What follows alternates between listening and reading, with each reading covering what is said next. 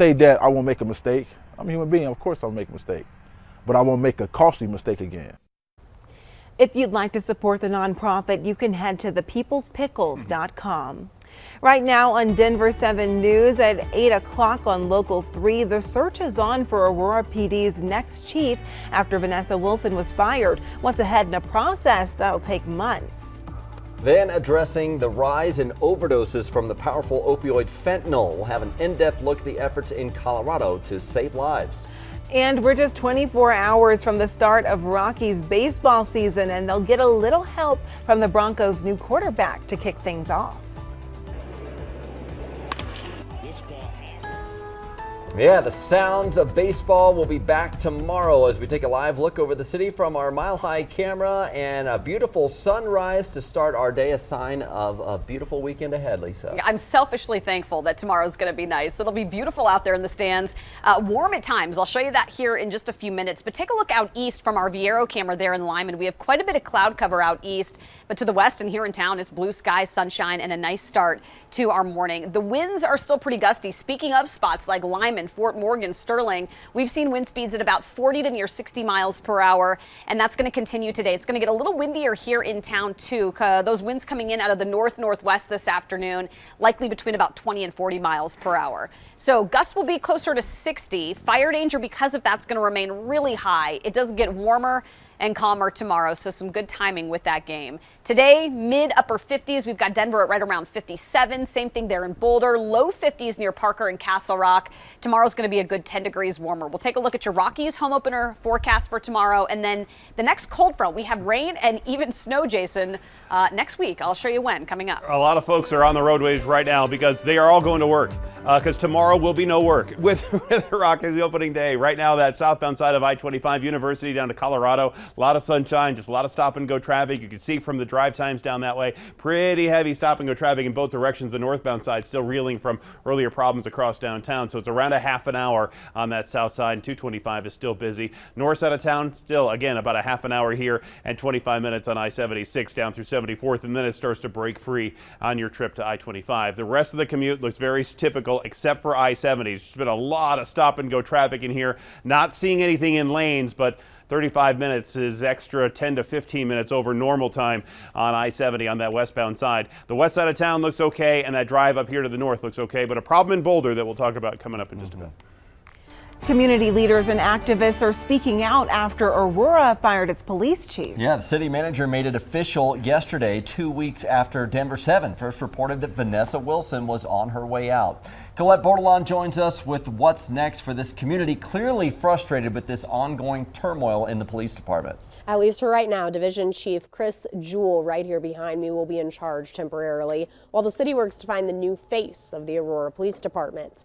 An interim chief should be picked in the next couple of weeks, and the goal is to have a new chief named in the next 6 months. Aurora's city manager says the decision to fire former police chief Vanessa Wilson came down to two main concerns: overall management and leadership of the department. But Wilson's attorneys say her firing is without cause. For her part, Wilson released a statement through her legal counsel saying she's proud of the progress the department has made and that the department will continue to protect and serve regardless of who leads the agency.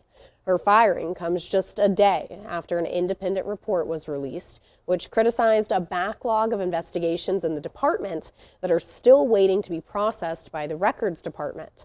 But the city manager says Wilson was not fired because of the records problem and that it really came down to a lack of confidence in Wilson. As a leader in the community, I think she excelled. I think that she did, in terms of the many crises that we have experienced, I think she did very well in responding to those. I think obviously that was her strength, and she deserves accolades for that.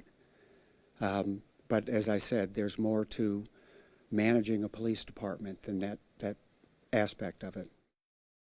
Wilson will get a severance package, more than $200,000, which is a year's pay. She'll also get her benefits. We'll be watching the search for a new chief closely. Live in the studio, Colette Bordelon, Denver 7. Colette, thank you. While the city manager has his version of what happened, activists say Wilson was making progress in building trust between communities of color and police. Community activist Angelia Baker and Aurora NAACP President Omar Montgomery say Wilson was the first police chief in the metro who showed that she cared about her community.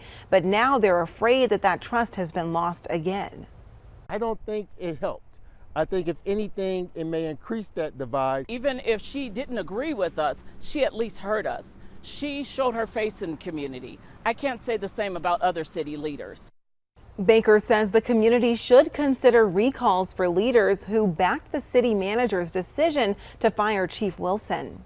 We'll have more reaction to Wilson's firing as well as our past stories leading up to this decision right now on the denverchannel.com and the Denver 7 Plus app. Well, Colorado is seeing a surge in fentanyl deaths, especially among younger people. And here in a few hours, federal prosecutors and local police will highlight what's being done to keep our communities safe.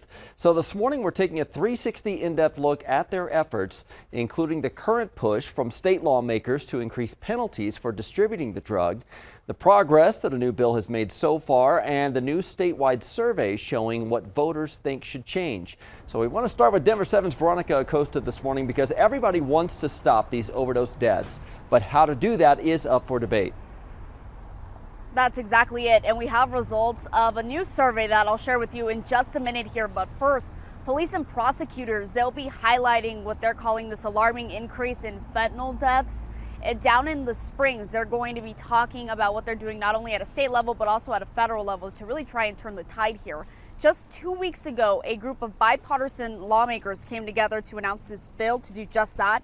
That bill increases penalties for smaller amounts of the drug, and in cases where dealing with fentanyl causes death, that bill also aims to widely increase access to things like fentanyl strips, Narcan, and services for people who suffer from addiction.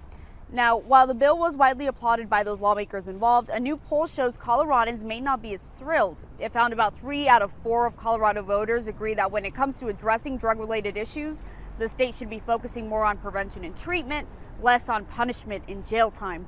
The poll also found most Colorado voters oppose increasing the penalty for drug possession from a misdemeanor to a felony. As for that state bill, it's set to be discussed by lawmakers on Tuesday, and of course, we'll keep you updated on what comes of that. In Wheat Ridge, I'm Veronica Acosta, Denver 7. And it can't come soon enough. Thank you, Veronica. Trial begins today for an Aurora man charged in the overdose death of a 16-year-old girl. Jorge Shekiab is facing more than a dozen charges, including murder. The teen from Lakewood died from mixed alcohol and fentanyl poisoning back in 2020. Prosecutors say she believed she was taking Oxycontin. He admitted to investigators he provided the drugs and alcohol that killed her. He also faces sexual assault charges. Our in-depth coverage on solutions to the fentanyl crisis will continue throughout the day today. Coming up tonight on Denver 7 News at 10 p.m., Denver 7 investigates uncovers proof that accused serious drug offenders in Denver are falling through the judicial cracks. Our chief investigator, Tony Kovaleski, questioned city leaders about why some suspects are walking away without any accountability. Well, opening day is here for Major League Baseball. The Cubs and the Brewers will open up the season at Wrigley Field this afternoon. It's the first of 7 MLB games today. Always an exciting time. Tomorrow it will be the Rockies' turn as they host the Dodgers at Coors Field. And check out the video from Air Tracker 7 this morning of the last-minute preparations taking place to get the field pristine and ready to go.